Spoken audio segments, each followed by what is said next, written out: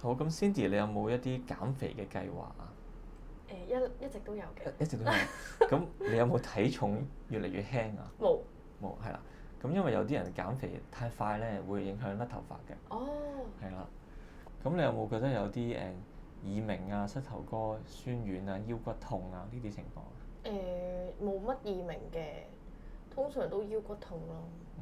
咁你個脈象咧係比較延細嘅，可能同你工作壓力有關啦。血管就係處於一個收緊嘅狀況。平時咧要注意下咧，做運動放鬆自己個精神啦。OK。好，另外幫你睇下條脷啊。OK。咁你條脷咧就比較白啲嘅。比較白，咁咧就代表咧你嘅腸胃咧係有一啲寒濕嘅。哦，OK。你個脷嘅顏色咧又好紅喎。燥熱。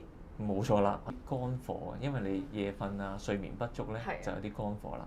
咁腸胃你就盡量減少食一啲生冷嘢啊、雪糕啊、刺身啊、壽司啊、生嘅嘢，咁你就會個腸胃冇咁寒濕啦。